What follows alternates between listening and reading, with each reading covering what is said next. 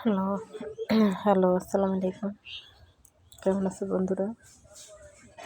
আশা করি ভালো আছো। এই তো সকাল সকাল ছাদে উঠলাম। আজকে অনেক দিন পরে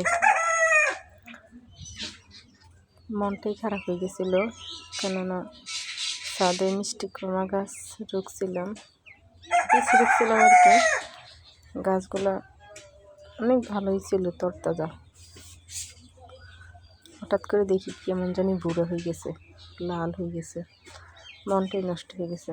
অনেক দিন হয়েছে উঠিনি, হঠাৎ করে আজকে উঠে দেখলাম যে 3টা মিষ্টি কুমড়া ধরে আছে।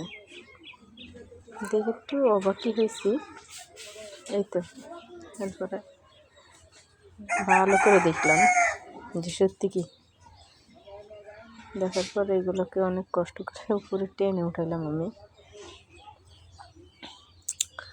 উঠানোর পরে দেখলাম যে একটা মিষ্টি কুমড়া মোটামুটি বড়, আর একটা কিছুটা আছে, মাঝখানেটা একদম পুরো ফোটা হয়ে গেছে, বুড়ো মানুষের মতো। এরপরে এখান থেকে ছাদের থেকে চলে গেলাম সোজা বাড়ির পাশে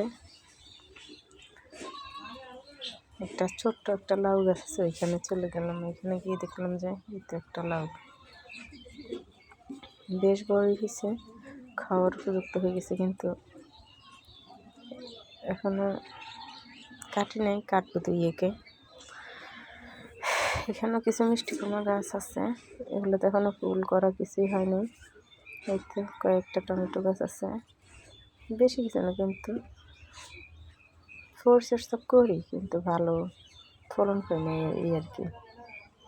যাই হোক, আজকের মতো এই পর্যন্তই। তো ভালো থেকো বন্ধুরা, আল্লাহ হাফেজ। কারো যদি আমার এই ছোট্ট ভিডিওটা ভালো লাগে তাহলে লাইক কমেন্ট শেয়ার করতে ভুল করো না। আল্লাহ হাফেজ, টাটা, গুড বাই।